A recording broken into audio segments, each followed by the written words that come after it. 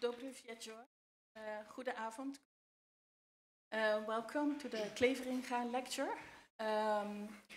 One announcement maybe for the headsets. So on channel 1, we have the translation on Polish, and channel 2, we have the translation for English. So please try to find your desired channel.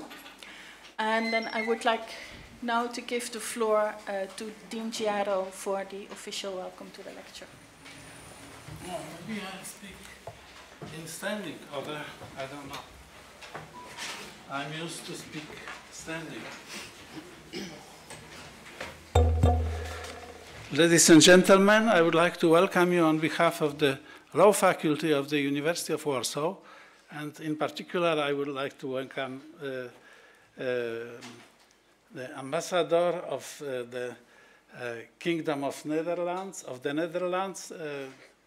and Excellency, we are very proud to have you here once more, because you were already here to give a prize to our professor, Mrs. Małgorzata Gersdorf, who was president of the Supreme Court of Poland. And the event has also, how to say, is known also in the political circles, because we have in this room 3 deputies of the Polish Sejm, of Polish Deputy Chamber, Deputy Andrzej Szejna, who is our absolvent, we say in Poland, so who was our student and a good student, and then two other deputies, Arek Iwaniak and Marcin Kulasek, all of the so-called Lewica party. It is the Links-hand side, Lewica. And we have also in the room the late rector of our university, Professor Marcin Pałys, if I'm not mistaken, because you are hidden with the mask. And it is maybe all that I can say. I would like, because we have delegated, I'm not going to speak about rule of law and something introducing the subject, because we have chosen one professor of our faculty, our colleague, who is a good specialist in constitutional law, and in particular he has a very much common sense also. Not only being specialist, it's important today. So maybe I can invite him, or is no, we will no? save him for the Okay, thank you. So thank you and welcome.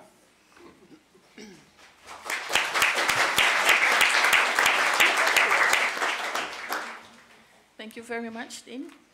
And I would like now to invite the ambassador to give some more information about the Cleveringa lecture itself.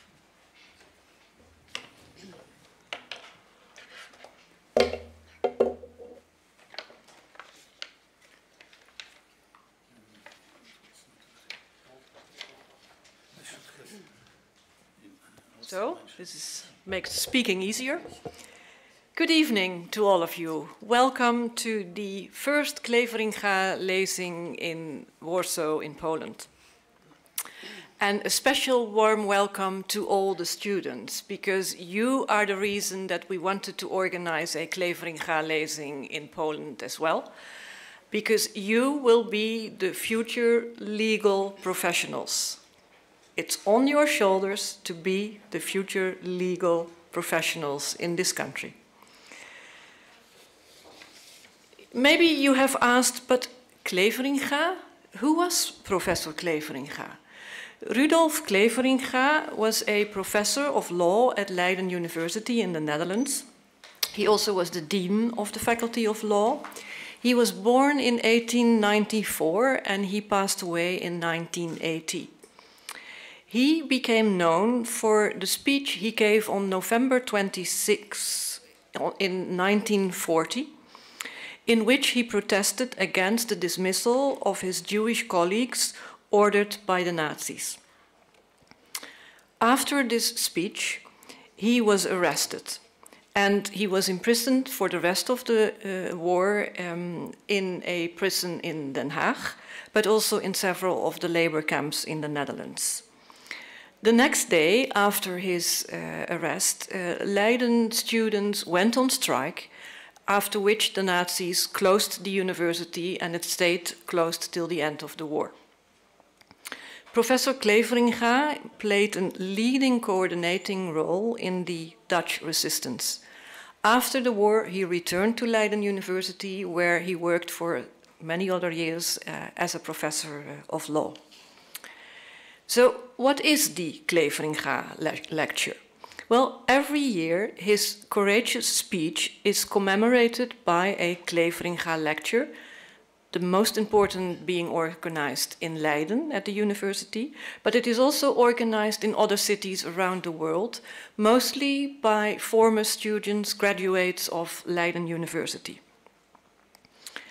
The topic, and I don't think it will come as a surprise, usually centers around law, be it international law, be it European law, or be it on issues related to the fundamental rights and human rights. As I said, this is the first time a Cleveringa lecture is organized in Poland, in Warsaw, on the initiative of the Royal Netherlands Embassy. And we couldn't have organized this lecture without the University of Warsaw. So I would like to thank the university and especially the Faculty of Law and Administration and Professor Thomas Giaro, the Dean of the faculty, because you are hosting the event. Also, I would like to thank Dr. Piotr Krzebik, the Vice Dean, and Mrs. Olga Schmentek from the Promotion Department of the faculty, who played an important role in co-organizing this lecture. It won't be a surprise if I tell you that this year's topic of the first Cleveringa lecture in Warsaw will be centered around law. It also won't come as a surprise because it is the Netherlands Embassy in Warsaw organizing this lecture. The Kingdom of the Netherlands is a democracy based on the rule of law, in which the divisions of powers, the trias politica, is essential. Our constitution even promotes development of international legal order, be it within the European order, within the European Union or outside the European Union. I'm very proud that the first lecture here in Warsaw will be given by Mrs. Dineke de Groot, who is the president of our Supreme Court. In Dutch we call it Hoge Raad, which would translate as High Council. Mrs. Dineke de Groot this year became a president of the Dutch Supreme Court. She was already a member of this court since 2012. She studied law, she worked as a judge, and she was also affiliated with the Dutch Council of the Judiciary. And in 2011, she was appointed endowed professor on the topic of justice and conflict prevention at the Free University of Amsterdam. Tonight, she will share with us some reflections on sense and sensibility in a European law debate. After the lecture, there will be a Q&A session, which will be moderated by Professor Berel ter Haar, who I think is probably the only graduate of Leiden University today. I didn't graduate from Leiden University, neither did Mrs. de Groot. And you are currently here in Warsaw, the head of the Center for International and Labor Law Studies. She will moderate the Q&As after the lecture. Mrs. de Groot, you have the floor, please. We have a man who is going to speak 5 minutes. After that.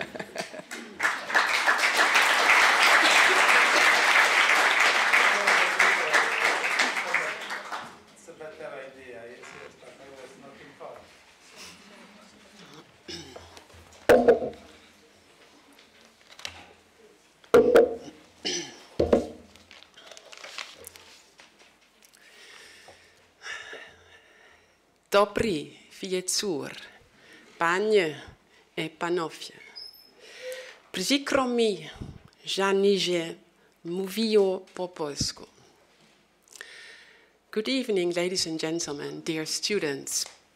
The dean just asked me, are you related to Grotius?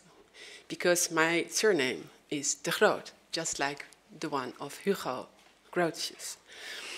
I never knew that, but this year I am ambassador of the Grotius Year, organized by the museum in Loevestein, where Grotius was in the prison 400 years ago and escaped. And I thought, now I must know, am I related or not? I am not, of course, but I found it out through internet. It is an honor that I may speak to you today at this Cleveringa lecture in Warsaw. I title of this lecture to be Some Reflections on Sense and Sensibility in a European Rule of Law Debate. I will begin with an introduction on these words, sense and sensibility, in the title. Then I will address the rule of law. I will say something about the European Union and also about behavior and communication in relation to a rule of law debate. Then I will tell you something about an actual and concrete rule of law debate in the Netherlands, in which the Venice Commission of the Council of Europe provided an opinion. In this opinion, rule of law debates on questions of state and society are taken as a fact of life. The Venice Commission emphasized the necessity to have not only strong safeguards for the rule of law, but also problem-solving abilities and resilience in coping with difficulties. I will conclude with some reflections as announced in the title of the lecture, particularly in relation to Poland. A central theme in this lecture is the function of a lawyer, as you are a lot of students and you are going to be a lawyer. And by the term function of a lawyer, I refer in this lecture to all legal professionals, such as judges, academics, practitioners, and civil servants, who are an instrument to foster the prosperity and well-being of citizens within the state and society. I think this function demands, amongst others, a good understanding of the principles of justice, the ability to reflect on whether these are adequately respected in practice, and the intention to keep this ancient instrument up to date and available for future generations. Now, the words sense and sensibility, they remind us of the novel of Jane Austen with this title. Or maybe some of you, especially of the 1995 movie based on the novel. The English author Jane Austen wrote Sense and Sensibility possibly partly already at the age of 19 in 1795. At that time, shortly after the Polish-Lithuanian Commonwealth adopted its written constitution in 1791, Poland lost its sovereignty amidst conflicts in Europe between Russia, Austria, and Prussia. Jane Austen lived in England, and her novel, Sense and Sensibility, was published anonymously in 1811. The story is mainly about a widow with 3 daughters who are dependent on marriage for their preferred social and economic position in society. After the death of their husband and father, their home is inherited by his son from a previous marriage. This son and his wife force them to leave the property. This is the first aspect I would like to highlight. The novel criticizes early 19th century class structure and family law, especially with regard to the cultural fixation on priority of male birth, and about related issues of social and economic autonomy. Then I would like to mention a second aspect. At that time, novelists criticized the focus on romantic, emotive sensibility in the literature of the last decades of the 18th century and placed rational sense against it.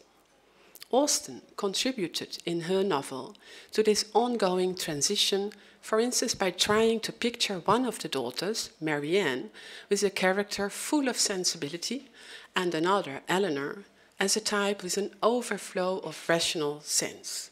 However, as the story proceeds, it is getting more difficult for Austen to combine her wish to tell a realistic story with a preference for sense over sensibility in a character. It is exactly her realism that enables her to sketch a credible picture of elements of sense and sensibility in both characters. The tone in her novel may be characterized as ironic, not afraid of sharpness, humorously, realistic, and willing to reflect and comment on social and economic boundaries in the living situation of people. To illustrate the need for a balance or perhaps even a necessary cohesion between sense and sensibility, I would like to read you a short part of the first chapter of Sense and Sensibility, in which Jane Austen describes the characters of Eleanor and Marianne. Eleanor, this eldest daughter, whose advice was so effectual, possessed a strength of understanding and coolness of judgment, which qualified her, though only 19, to be the counselor of her mother, and enabled her frequently to counteract, to the advantage of them all, that eagerness of mind in Mrs. Dashwood, the mother, which must generally have led to imprudence. She had an excellent heart, her disposition was affectionate, and her feelings were strong, but she knew how to govern them. It was a knowledge which her mother had yet to learn, and which one of her sisters had resolved never to be taught. Marianne's abilities were in many respects quite equal to Eleanor's. She was sensible and clever, but eager in everything. Her sorrows, her joys, could have no moderation. She was generous, amiable, interesting. She was everything but prudent. The resemblance between her and her mother was strikingly great." Unquote. When Jane Austen was a teenager, the 1789 Declaration of the Rights of Man and of the Citizen came into existence. It is a declaration about what is called natural and inalienable rights, such as freedom, ownership, security, and resistance to oppression. The Declaration recognizes equality before the law and the justice system and affirms the principle of separation of powers.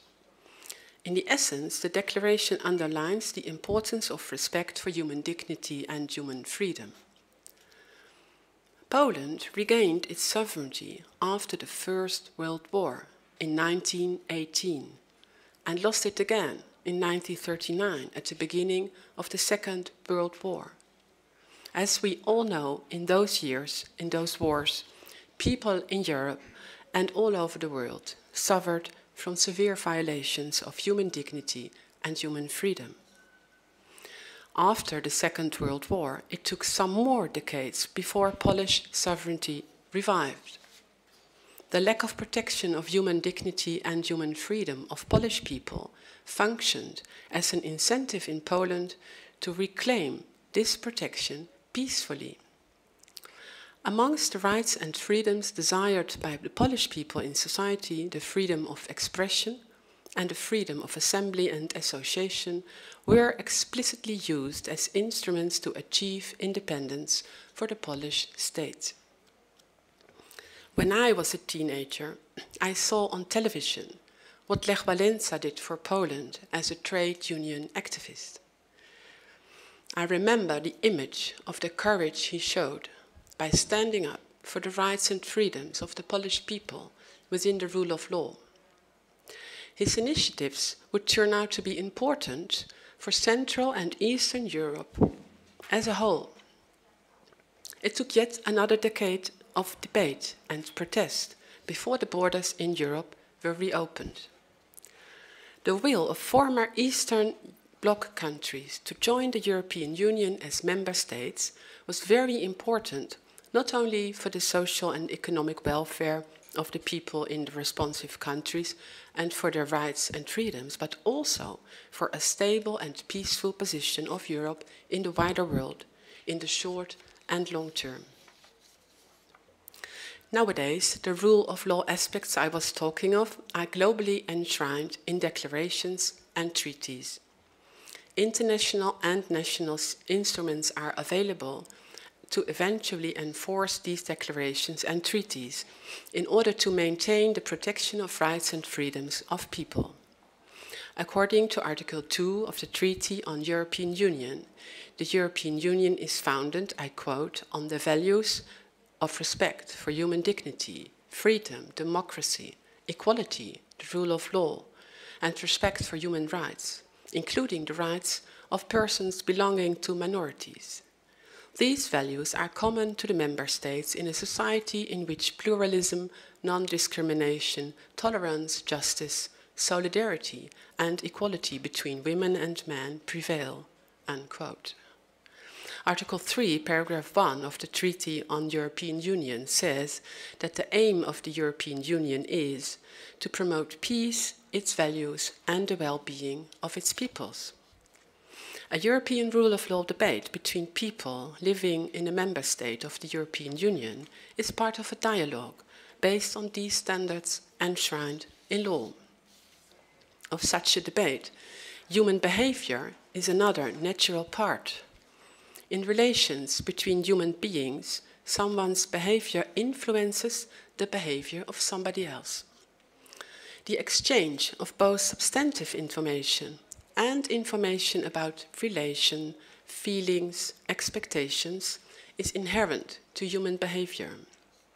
Behavior, hence, has a communicative aspect.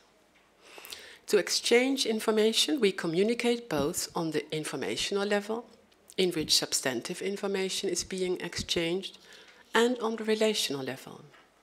At the relational level, we communicate about feelings, relations, and expectations, which is about what we reveal of ourselves, about how we feel about another person, and about what we expect from the other, what we want or aim at, what influence the messenger is trying to exert on someone. In our communication, we experience aspects of so-called basic emotions, like anger, fear, sadness, happiness, disgust, contemptuousness, or amazement.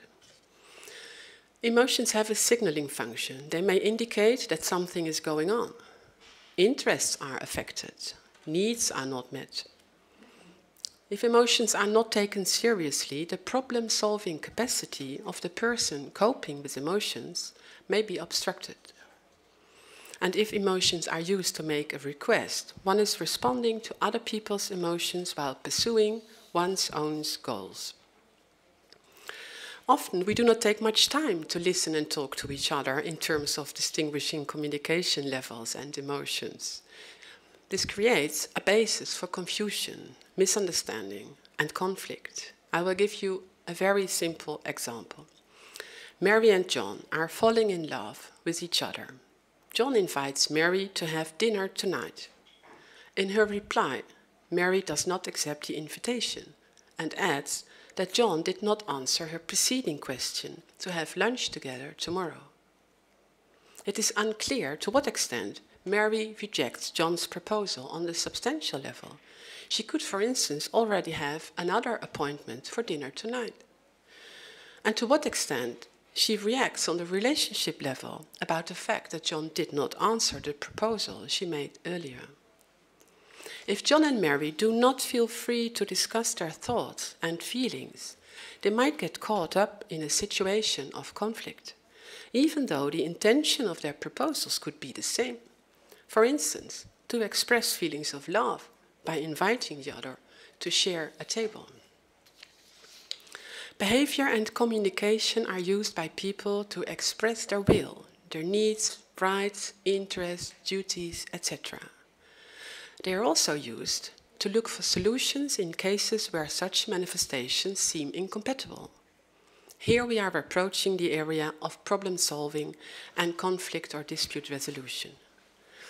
Usually, if we get into a situation of conflicting interests, there is an increased risk of listening more to ourselves than to others, of losing our grip on our everyday rational debating and negotiating styles. In other words, of acting on the basis of our sensibility while forfeiting our logic and common sense. In the teachings, I am involved at the law faculty of the Free University in Amsterdam. Courses were added to the common traditional legal education about the basics of Harvard negotiating, about mediation, theories of conflict resolving instruments like the so-called escalation stairs of Friedrich Glasel and the conflict mode instrument of Thomas Kilmann. In this way, law students get acquainted with behavioral aspects of conflict resolution mechanisms within a debate or dialogue about aspects of law. Knowledge and skills about types of conflict, patterns in the escalation of conflicts, validated possibilities to de-escalate a conflict, or to recognize somebody's preferred conflict styles. These things support today's lawyers in combining the law in the books with the law in action, in connecting the intuitive sense for justice with a professional attitude. Like every debate, a rule of law debate takes place on the informational level, in which we share substantive information, and on the relationship level, in which we share information about feelings, relations, and expectations. The rule of law defines an area within which a community experiences a peaceful living situation. Living in a community in peace enables human beings to strive for prosperity and well-being in the short and long term. Within this area, people are supported to deal peaceable with emotions, including peace-threatening emotions. Within the area of the rule of law, democracy functions as an instrument to have a free and undisturbed debate and to look after interests of one's own and interests of the community, including opposing and conflicting interests. If somebody, for instance, questions the functioning of democracy as such in this debate, this person is not attacking the rule of law, unless the questioning has no other aim than to silence someone else in a free and undisturbed democratic debate.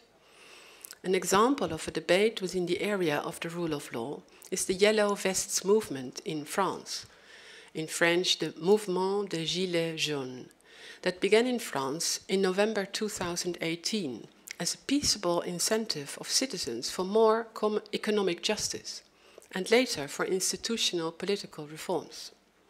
These people communicated by behavior, like sitting on the streets while wearing yellow vests. Their complaints as substantive information. At the same time, they communicated about their basic emotions on the relational level, particularly with regard to their requests for improvement of their position in society and their well-being in their living situation. Behavior and communication in the rule of law debate are key instruments in order to successfully promote peace, prosperity, and well-being for the people who build a community. Human beings use different aspects or instruments to bond together in communities, like family, religion, trade, education, labor, or law. The sense of peace and safety within one's own community may differ from that sense towards people outside that community. As an example, you could think of the difficulties homogeneous communities might encounter when they are getting mixed with members of minority groups. The sense of peace and safety towards people within a community may be touched by communication on both substantive and relational level. As an actual example of this, you could think of a person who lives in a community that openly rejects COVID-19 vaccination for religious reasons, while this person recognizes the benefits of being vaccinated against COVID-19, but does not want to feel rejected. Then sometimes a vaccination location is chosen outside the own community.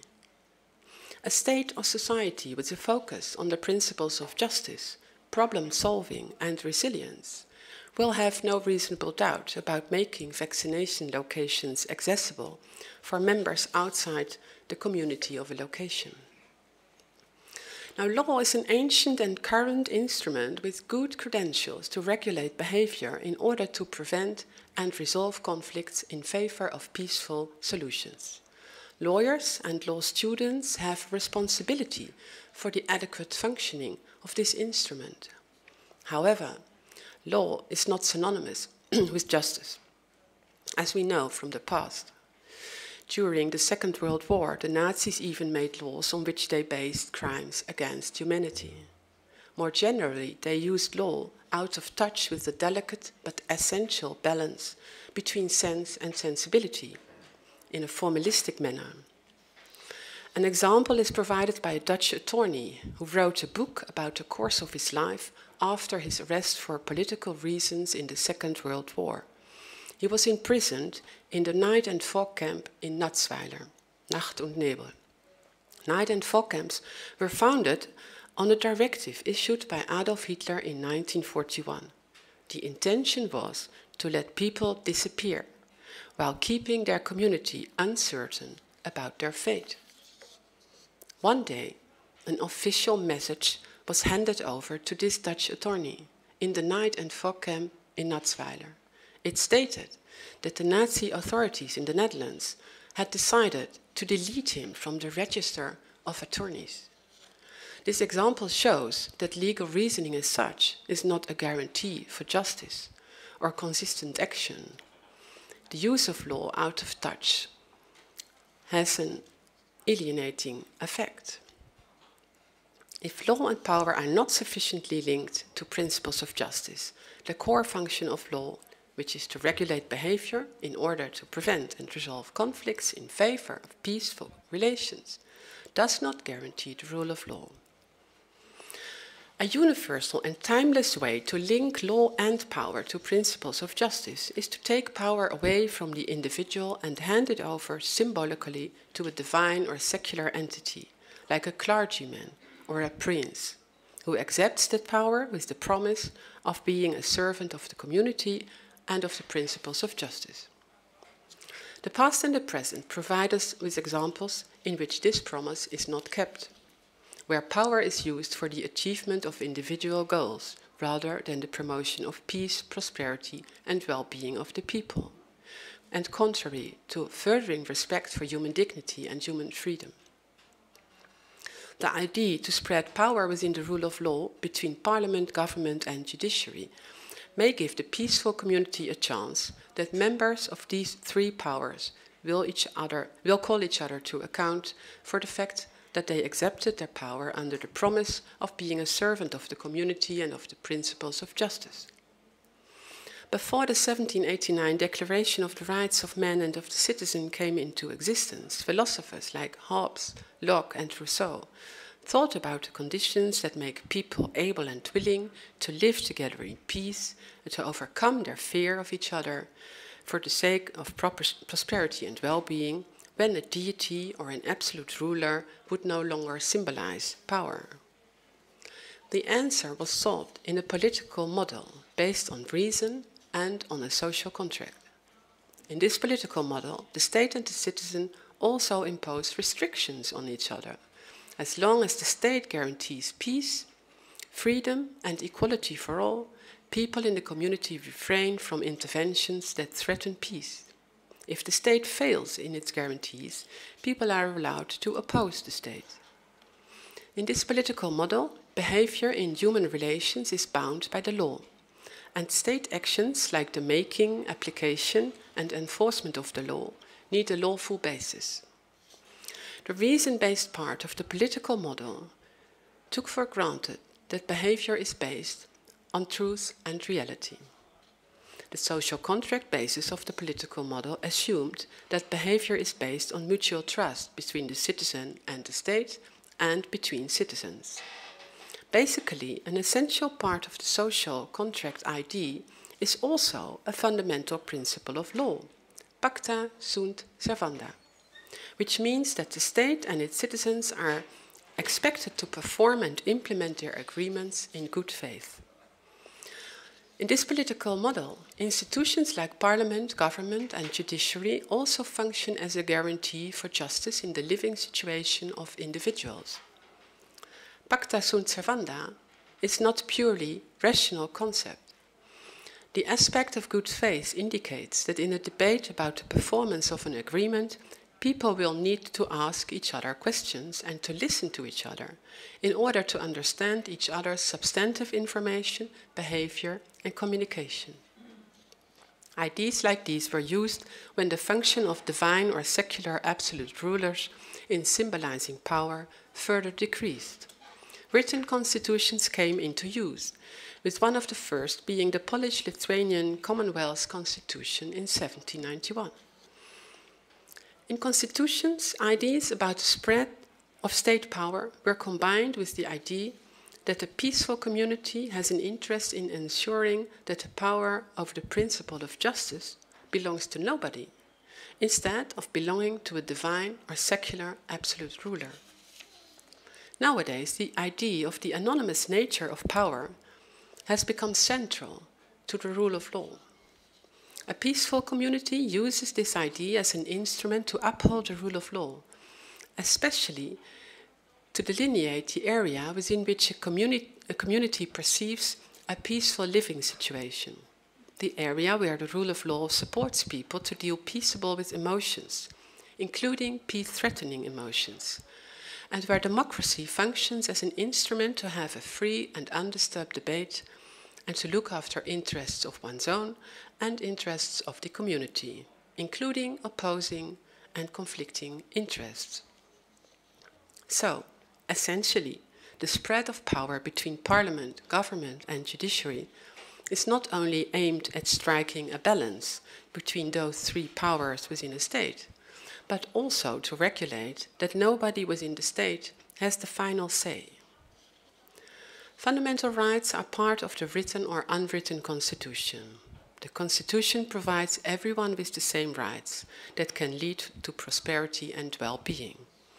The state has the duty to respect the fundamental rights of its citizens, regardless of whether citizens are part of majorities or minorities. And citizens must respect the fundamental rights of other citizens. Public office holders and citizens are loyal and bound to the Constitution, instead of being bound to divinely given or inherited power. The Constitution enables to have laws that may regulate the public and private area, and the areas of the state and the church, but it also prevents that citizens are deprived from fundamental rights. Indispensable for a constitution in order to function as a stable basis for a peaceful community is the basis of pacta sunt servanda. Every state and citizen is expected to perform agreements in good faith, including the agreement that the power over the principles of justice belongs to nobody. The principles of justice are not a purely rational concept. They are designed by human beings who share, while dealing with principles of justice, both substantive information and information about their feelings, relations, and expectations.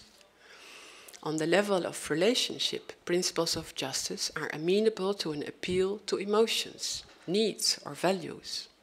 It is, for instance, imaginable that somebody tries to use them to explain progress or decline.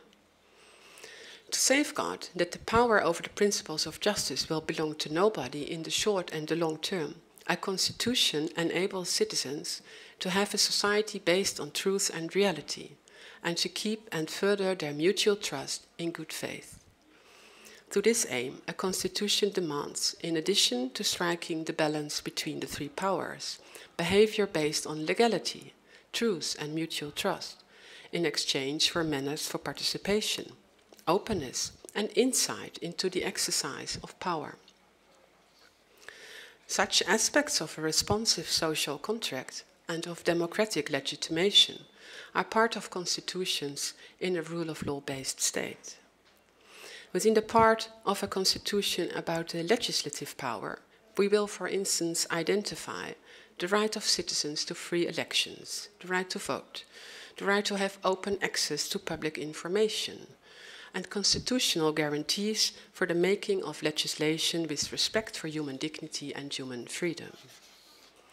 With respect to the executive power, we usually recognize in the Constitution the post-election commitment of a government, the possibility to remove a member of the executive, aspects of publicity and legality of the use of the power of administration, and the right to legal protection against the exercise of that power. For the power of the judiciary, it is essential that the Constitution guarantees the independence of the judiciary from the legislature and the executive. It is, for instance, key to prevent the legislative and executive power from taking undue influence on the judiciary in providing individuals with the protection of the law and to guarantee the enforcement of judgments. It is also important to prevent the legislative and executive power from interfering, particularly through restrictions on independence, in the power over the principles of justice that belongs to nobody. It is essential that the Constitution acknowledges the functioning of independence, impartiality, accessibility, professional competence, and openness for the administration of justice. Before I will try to connect some lines of the above with some reflections on the rule of law situation in Poland, as one of the member states of the treaties of the European Union, I would like to draw your attention to a recent example of a rule of law debate in the Netherlands, in which law, behavior and communication collided in a way that injured the rule of law. Earlier this year, the Speaker of the House of Representatives of the States General of the Netherlands requested the opinion of the Venice Commission of the Council of Europe on the legal protection of citizens in relation to the so-called child care allowance case, kindertoeslagaffaire. In short, the history of this case may be described as follows. In 2005, the Dutch Parliament adopted an act that established a complex child care allowance system in which parents buy specific preschool and out-of-school child care services on a regulated market from a registered child care center or childminder. Under this scheme, the parents are reimbursed for part of the cost depending on their income as an allowance. And that allowance, toeslag, is a provisional and conditional advance paid by the state to the applicants in advance. The state covers only part of the costs of child care. Parents must always pay the remainder themselves. Their personal contribution is mandatory and they must be able to demonstrate that they provided it with relevant bank statements. The system was designed in such a way that the allowance was paid upon an application by the parents, setting out an estimate of the childcare costs for the following year. Due to minimal initial verification, nearly everyone who applied would receive advances for the allowance. Afterwards, the effective right to the allowance was made dependent on proof that one's income has become a certain level.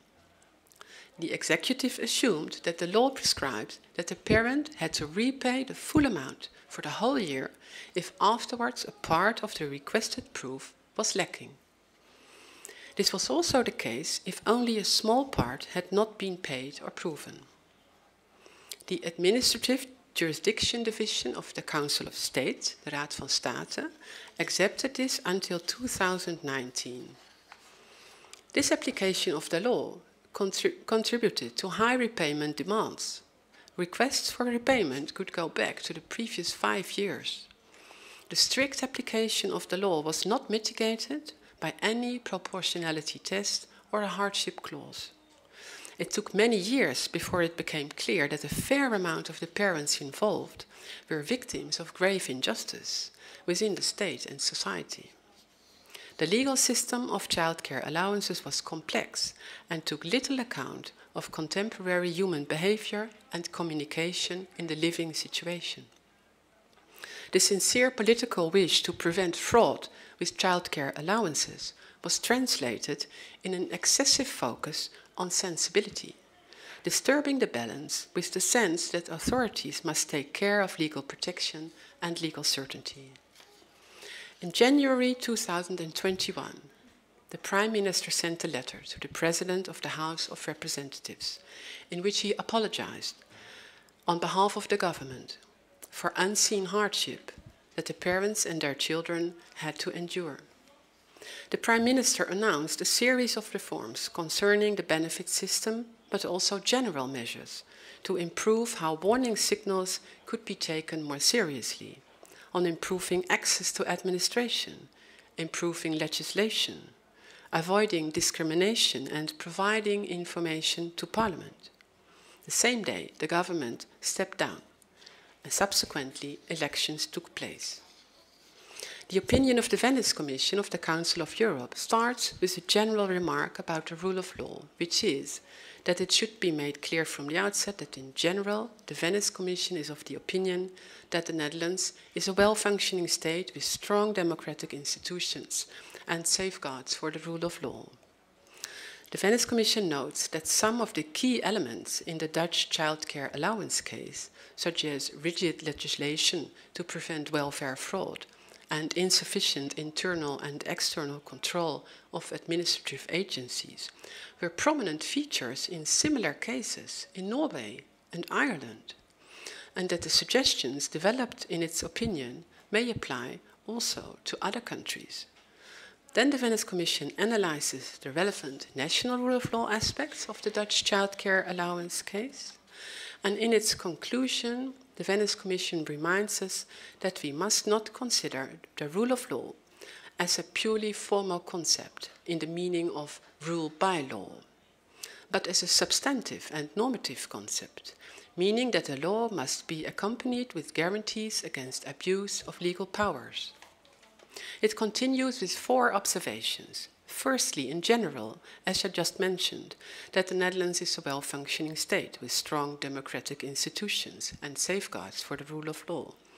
Secondly, the shortcomings in individual rights protection uncovered in the childcare allowance case are serious and systemic and involve all branches of government. Thirdly, and I quote, "It appears that eventually the rule of law mechanism in the Netherlands did work. The reports of the Ombudsman, the Parliamentary Committee, the legislative amendments show the reaction of the different mechanisms in the Dutch system. The rule of law issues revealed by the childcare allowance case are taken seriously by all branches of government, which is very positive. In the interest of its citizens, the Netherlands appears to be capable and willing to address and redress its mistakes," unquote. Fourthly, and I quote again, "In this case, this reaction has taken a much longer time than it should have, and serious damage was caused to the families involved, and those who attempted to expose the problem faced much resistance," unquote. In connection with the perspective of the function of a lawyer as an instrument for the prosperity and well-being of citizens within the state and society, especially 3 aspects in this opinion of the Venice Commission catch our eye. First, the rule of law is a substantive concept, meaning that the law must be accompanied with guarantees against abuse of legal powers. 2, resilience is essential for the functioning of the safeguards for the rule of law. And 3, the time for recovering damaged mutual trust is far from unlimited. Now I will turn to some reflections on sense and sensibility in a European rule of law debate in relation to Poland. The current debate in Poland and the European Union on the rule of law in Poland has characteristics of both sense and sensibility. With sense, I refer to the European and international treaties, directives and regulations in which the promotion of human rights, peace and social and economic prosperity has been put in writing.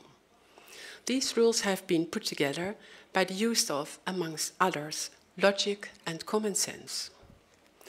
With sensibility, I refer to the fact that judges, legislators and civil servants at EU level and in the various European nation states do not operate in a sterile setting of vacuum, but are influenced by their own and others' passions, morality, interests, and by current social and economic developments. Viewed this way, sense and sensibility both had a profound influence on the promotion of human rights, peace, and economic prosperity in Europe throughout the last decades. But somehow, sense and sensibility have gone too far apart in the current rule of law debate in relation to Poland. It will be key to reconcile them. We do not need to let go of passions and notions of morality, but these should be governed by the wisdom of common sense. In this way, debates on the rule of law can have sensible outcomes, and consensus can be achieved for the benefit of the people of Poland and the European Union as a whole.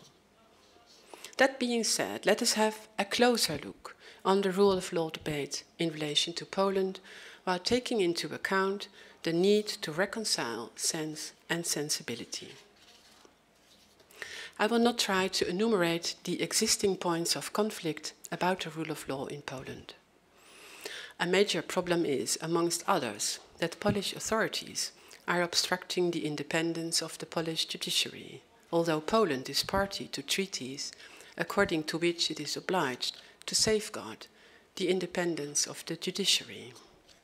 Polish authorities are unilaterally interpreting and breaching multilateral treaties to which Poland voluntarily has chosen to be party.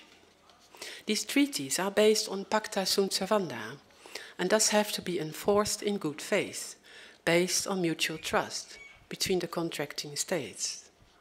This problem causes lots of other legal problems within Poland and between Poland and other member states and institutions of the European Union. We are currently debating these problems in a situation where sense and sensibility have grown too far apart. Polish authorities focus on the legal path, take a formal approach, and tempt other authorities within the European Union to get stuck in legal disputes. These disputes are created by violations of the independence of the judiciary by Polish authorities, thus complicating the joint attention for geopolitical aspects of a stable global position of the European Union.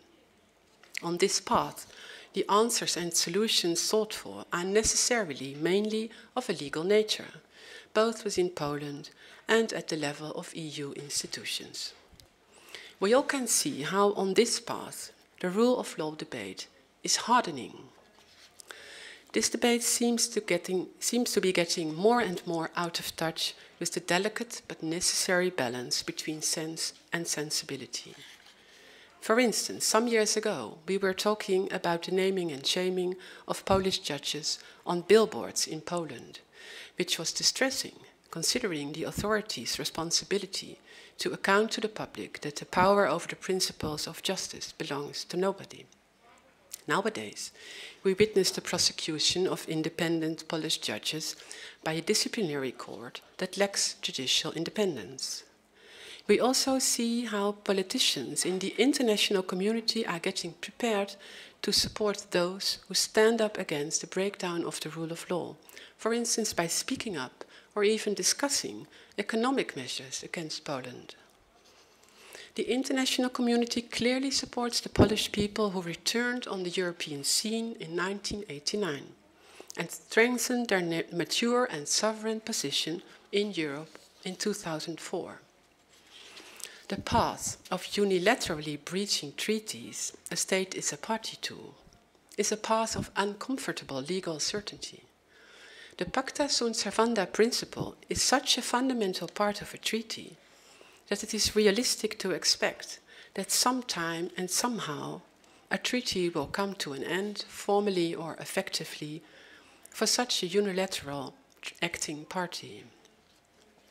As a result of unilaterally breaching the EU treaties that support Poland socially and economically, Poland's 1989 hard-won sovereignty could suddenly turn out in a loss of prosperity and well-being for the Polish people.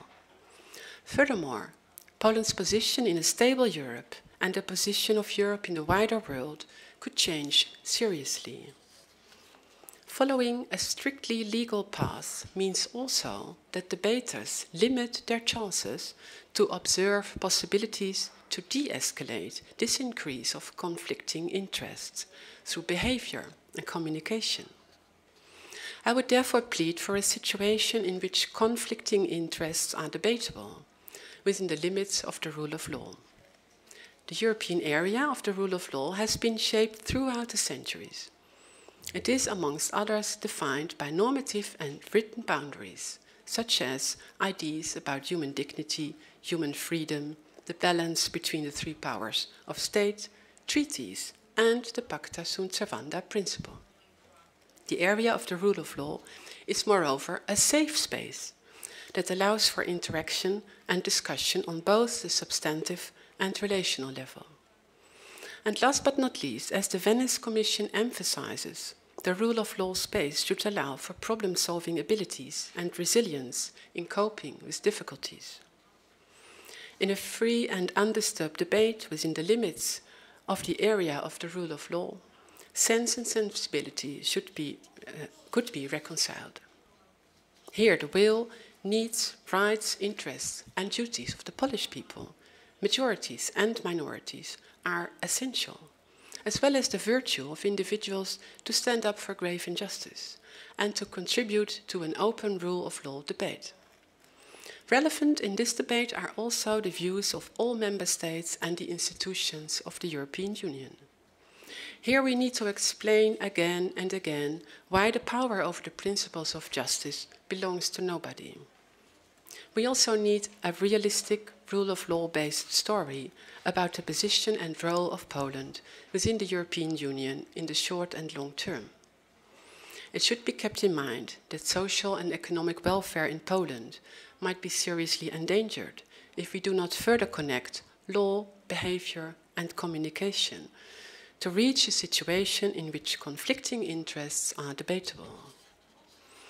For a free and undisturbed debate within the area of the rule of law, it will be key that people are able and willing to live together in peace and to overcome their fear of each other, for the sake of prosperity and well-being. For this, it is a necessity that citizens perceive that the power to regulate their living situation is in the hands of people who behave themselves as servants of the community and of the principles of justice, which principles are enshrined in Article 2 of the Treaty on European Union. If behavior within the three powers of a state is not sufficiently based on truth, reality, and mutual trust, it is getting all the more important to contribute to the resilience of the will to stabilize and protect the rule of law in the interest of the people. In a European rule of law debate, we sometimes need a reflection, as in a Jane Austen novel. Ironic, not afraid of sharpness, humorously, realistic, and willing to reflect and comment on human interactions and boundaries in people's living situations. We need to take time to listen and talk to each other in terms of distinguishing communication levels and emotion. We must take care that time is not running out. We need behavior and communication in a rule of law debate that show both the willingness and our actions and dilemmas in enforcing our treaties in good faith. In the meantime, let us not forget that the very essence of a human rights approach within the rule of law is respect for human dignity and human freedom. These reflections bring me to the end of this Kleveringa lecture at the University of Warsaw. I am looking forward to the Q&A session. Thank you for your attention.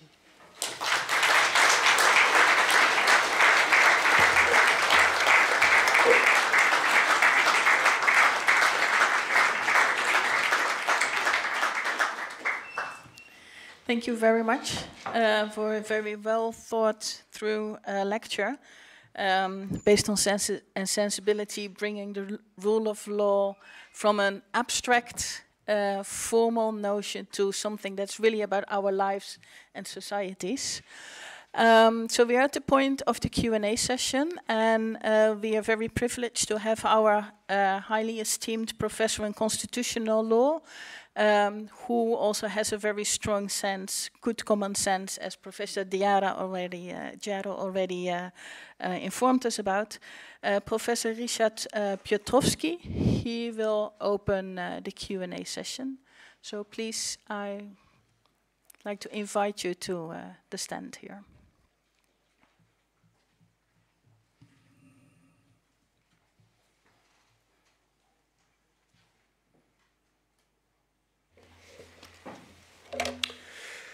Madam President of the Supreme Court of the Kingdom of Netherlands, Madam Ambassador, Honorable Dean, ladies and gentlemen, thank you for offering me this opportunity to present several reflections by a constitutional lawyer on a subject that could be described as rule of law in Europe. First of all, however, I'd like to express my appreciation for an outstanding lecture given by Professor Dineke de Groot this evening. I appreciate in particular that you and your lecture has been focused on the emotional dimension of law, which is very close to our tradition, to the tradition of our faculty, because a very famous scholar, Leon Petrażycki, before the Second World War, paid an attention to that issue and introduced into the concept of law the emotional aspect.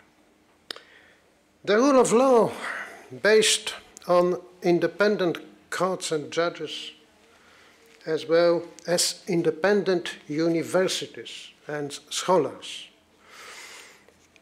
if necessary, so brave as Professor Cleveringa we commemorate this evening, play a role which is hard to overestimate, but easy to ignore, very easy to ignore, namely a unique project, the system developed in Western Europe and North America, which restricts the power of the majority through human rights, also known as liberal democracy.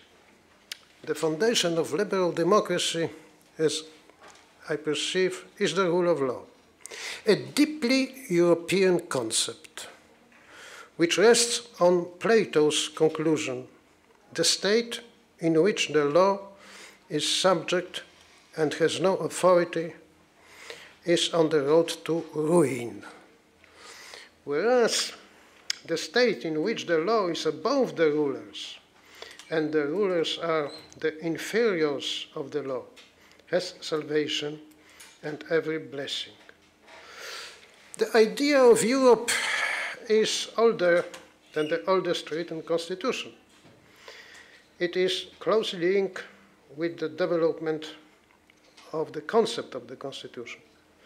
The rule of law can be seen as a European project in the meaning deployed by Homer, who puts people ruled by law, created at assemblies, in opposition to alliance, to barbarians who know no rule of law. For more than 2,000 years, Europe has been not only a geographic concept, but also, as Strabon says, a space equipped by nature itself to foster excellence in people and governments alike. The idea of the rule of law is enshrined in Antigone, who has become a symbol of judging power according to rules independent of such power, according to the emotions, according to the sensibility. The Lisbon Treaty and the European Charter of Human Rights put forth Europe as a moral concept. However, that concept is meaningless without constitutionalism, understood as restrictions imposed on the power of the majority through human rights, is meaningless without the principle of separation of powers, without political pluralism, and is meaningless without universities in their classical European form, which rules out their subordination to the power of political parties and corporations. Independent universities become a source of interpretations and evaluations, the source of sensibility, alternative to those used by governments, because governments are appealing all the time to our sensibility, through the media, to propaganda, to, I would say, their ideas that what is said on TV is understood as only through by the viewers. So, consequently, the judiciary and universities perform the same social function in the democratic system. It is to restrict power on grounds of values which are independent of such power. This is the role of universities, and also the role of educated citizens, and the role of judges. Europe, as we understand, it is much more than geographic or political concept. Europe is something which is not only written in treaties. It is sensibility, as you noticed, quite, I would say, quite correct. However, the practice of the treaty, which accepts a particular balance between ignoring the values that are declared as European values under the treaty and declaring that they will not be respected, allows the member states to stay in the Union even if they challenge the paradigm of liberal democracy which defines the axiological identity of the Union, as well as the identity of their constitutions. So you may very easily ignore the treaty, ignore the constitution, and to be full member of the European Union. This is the reality. Independent judges and independent universities may play a key role in the defense and protection of European values. I think that our lecture this evening is to some extent an act of such a defense. In this sense, the European dream of the rule of law will never be destroyed.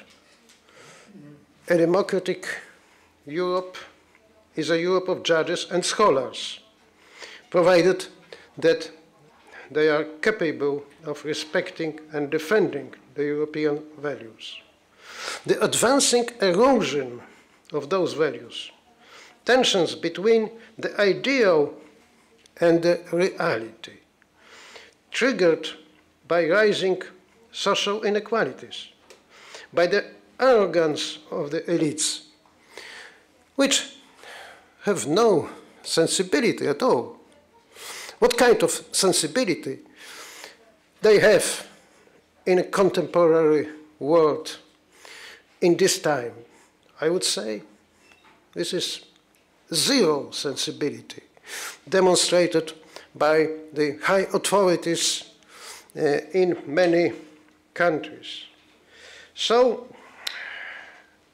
and the consequences of subordinating social policy to the goals of international competition pose a threat to the fragile infrastructure of the rule of law, which is largely defined by the legal culture created by judges. The freedom of Europeans, which gives meaning to their democracy, has been made possible by laws and lawyers, courts giving protection from the abuses of power, and universities, which develop the legal science and educate lawyers.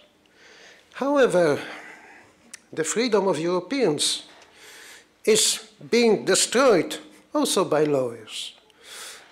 They were educated at our universities, also in the University of Warsaw. Anyway, European freedom relies on the conviction that the government makes the law, but the law cannot be arbitrary, and it's binding on the government until amended.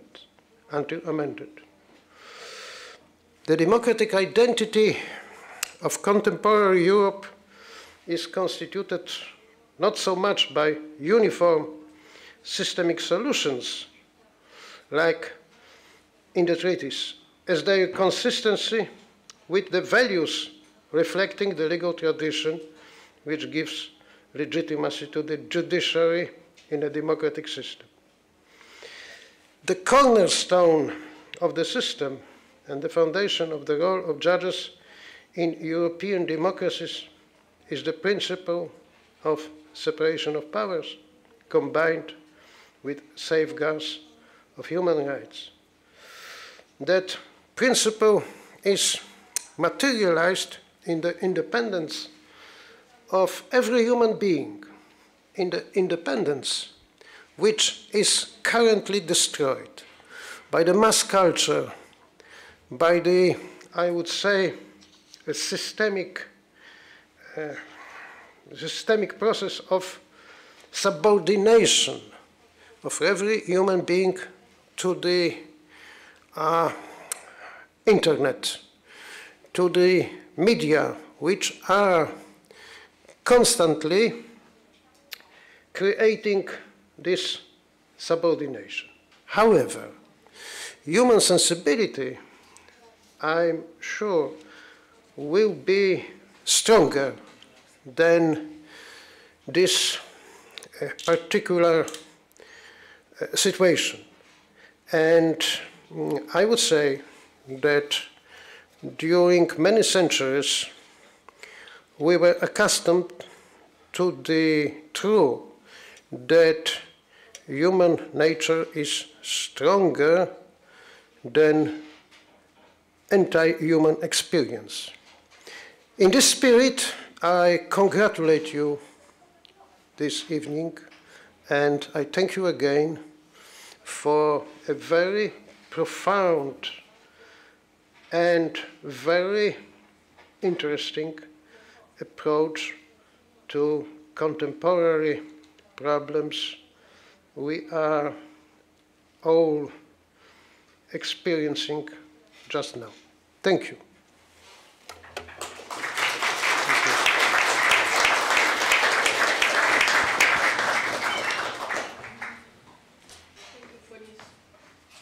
Thank you for these strong reflections. And I think it set a nice sphere for continuing with some further questions by you. We have 2 microphones, so if you want to ask a question, raise a comment, please raise your hand so we know where to move to. I'd like to ask you to keep them a little bit short so we can collect as many as possible. And I propose we do it in sets of 3 or 4.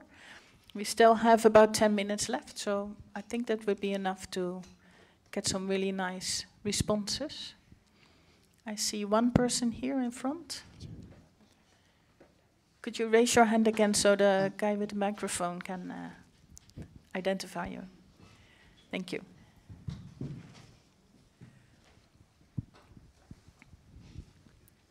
Thank you very much. Maybe I should get rid of this.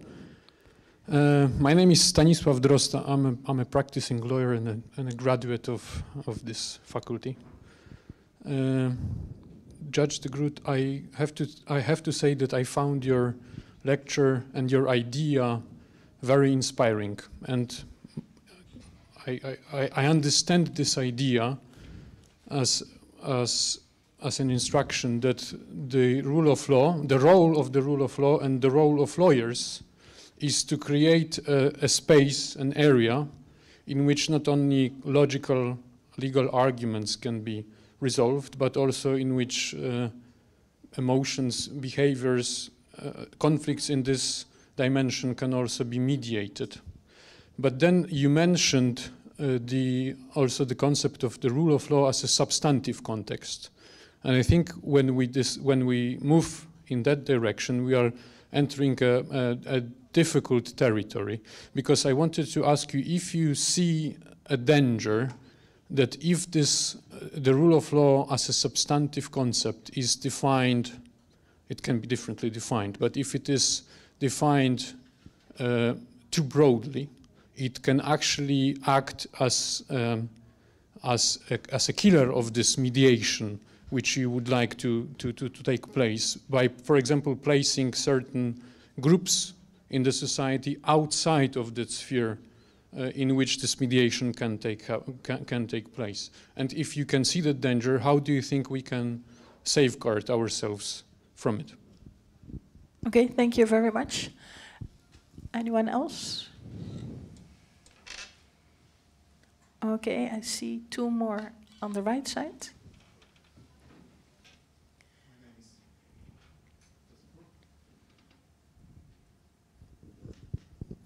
Okay, my name is Marianne. I would like to take you up on the question if in the current conflict between Poland and European institutions, mediation could be a way out, who could be the mediator? That's a very concrete question. The lady here in front with a purple dress, yes?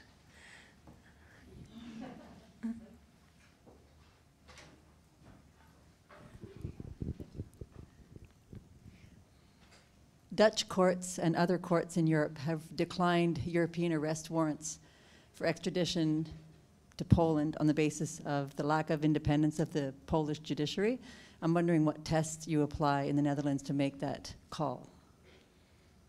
Like, how do you come to that conclusion, on what basis, if it's not too complicated in this room? Thank you.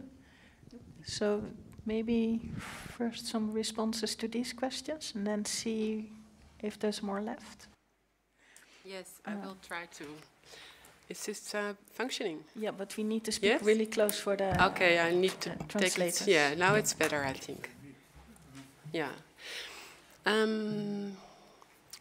If I understand your question right, you say, is it possible that the rule of law will minorities bring in a more difficult position? And how can we safeguard that this will not happen?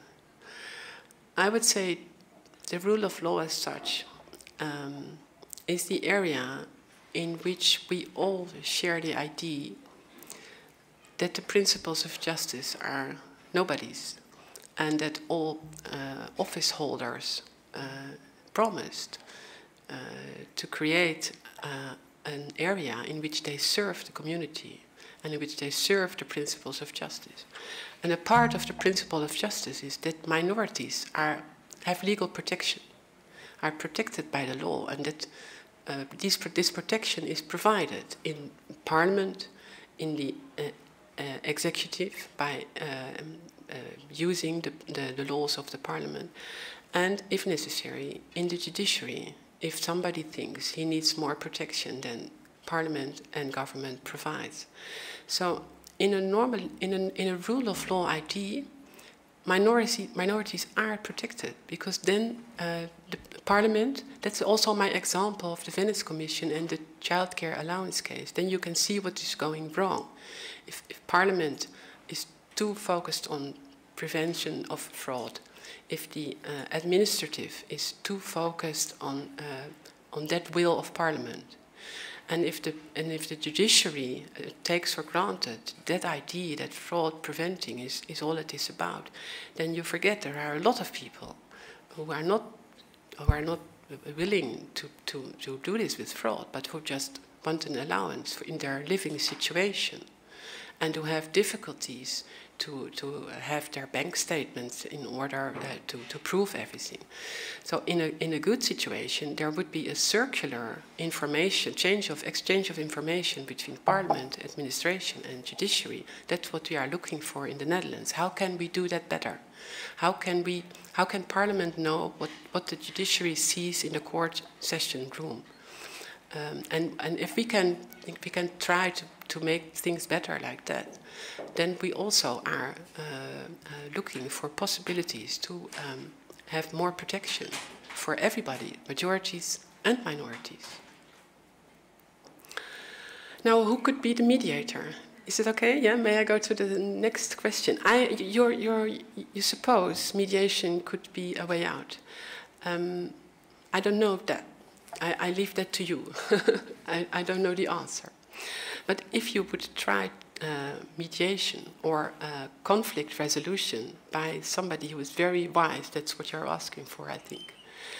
Of course, when thinking about this lecture, I also thought about this. And I mentioned in my lecture the escalation stairs of Friedrich Glasel. I think you know them. And Glasel recently wrote an article about his experiences as a mediator in state conflicts, in which he tries to explain what his escalation stairs means in relation to emotions, relations, expectations, and all that sort of things. And his experience, or somebody with his experience, I think maybe is already working in the area of the rule of law debate, but if not, maybe it would something to try, because you need people who can understand how you reconcile sense and sensibility, and with respect for everybody in the debate, for all people who are part of the dispute. So I think I would look for somebody, not so much a person and with a name, but I look for his capacities or her capacities, which you needed in a situation we are in. And your question was, what was the basis of my words about? Not specifically your words, but when a court decides that they don't believe another country's courts are independent, and therefore they will not agree to extradite back to that country, on what basis do they make that decision? Because in Poland we've seen that some courts are very objective in Poland, but there is a rule of law problem as identified by the EU. So I'm just wondering, what is the test to make that decision? Oh, yeah. Well, the ultimate test is, of course, Article 6 of the European Convention on Human Rights, and all the jurisprudence that is provided for by the European Court of Human Rights about the independence of the judiciary. And this jurisprudence is integrated by the Court of Justice of the European Union and by superior courts of the member states of the Council of Europe and of the European Union. So that's the test. And this test is not that you can define in black to white what is independent or what is impartial, but what the European Court of Human Rights always says, you must look close into the case, and you must try to understand if, in the eyes of the people, the court is independent. So you cannot say it is you need this or you need that, but every state may organize its independence between the balance of the independence criteria. And these are broad. So you can organize your judiciary in the way that is suitable within your state, but you must not come below the bottom of the independence criteria. And you need to have, for instance, you can look into the case law guide on the website of the European Court of Human Rights about Article 6, civil limb, criminal limb, and then you see independence of the judiciary, institutional, and independence of a judge in the case, and you have all the decisions, and together, if you read all that stories in the case law guide of the European Convention on Human Rights, then you have, if you have a case, you can see how that case matches in all those other cases. And that's the way to do it. So there is a lot of freedom to organize your own independence if you respect this bottom. Okay, thank you very much. I'm just looking at time, but I'm also looking at the group. Maybe one of the students has a reflection to share, something you heard or thought of, or that triggered you, surprised you. Maybe you're thinking, I heard this and now I'm going to write my thesis about this. Maybe, yeah, I see one hand risen.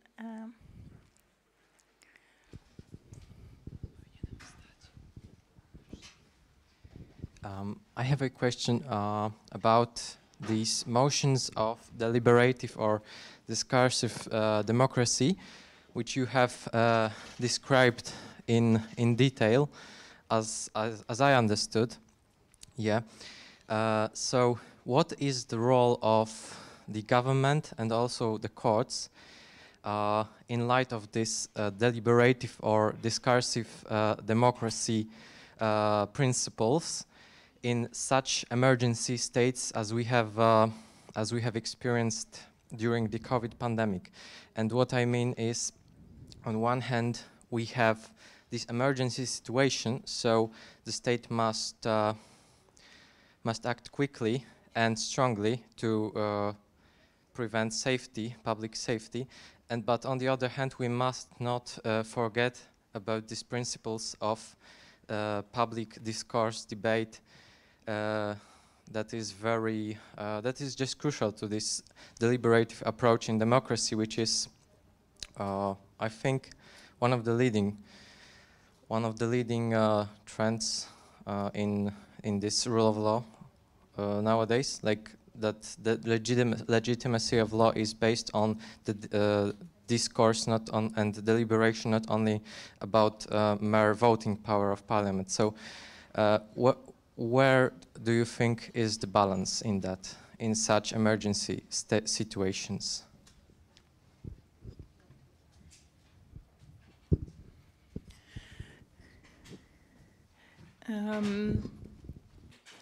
If I understood it correctly, your question is about what happens with discursive democracy in situations of emergency. And then how do you still have this public debate that legitimizes all kinds of legislative or at least public actions, correct? And then, of course, in relation to the rule of law. Yeah. Thank you. I gave another lecture about that theme in the Netherlands. I was very interested in this topic during the COVID pandemic when it started in 2020, and I found out there was a lot of literature already in the space of the constitutional courts. And in that literature, you can see two ways. There is, in emergency situations for a democracy state, a rule of law state within democracy, there are two ways. The one way is you have emergency legislation. And so you can, on the basis of your emergency legislation, you can put aside a lot of normal legislation. And the other possible way is if you don't have that or if you don't want it, then it's very important that you see the function of Parliament and of the judiciary to make the balance with the government. And for instance, then it is very important that Parliament knows when emergency measures must be taken, for instance, in the pandemic, because of the health of the people. And there is no good or better way. They are both very acceptable. I think the majority of the countries all over the world used the second way. But in both ways, you need the balance of the three powers. And for instance, if you are closing down Parliament, or if you are closing down the judiciary during the start of the pandemic, then you have a higher risk that the government is not being enough balanced within the three powers. And you have the same risk in the other one, because if the government may decide to use emergency legislation and is not being controlled because they have all the power because of the emergency legislation, then you have the same trouble.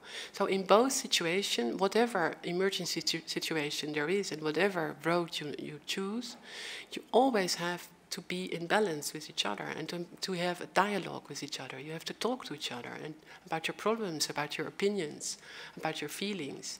And you have to take into consideration what society feels. And you must try to find out, and it was very hard in the pandemic. But this literature clearly showed the one way is not better than the other way. It is about the balance. Thank you. I saw already some people leave, so I think we should take it as a sign to close this session. Thank you very much for the very, very inspiring lecture and for all your questions. And on behalf of University of Warsaw, I have the honor to give you a little present as a thank you.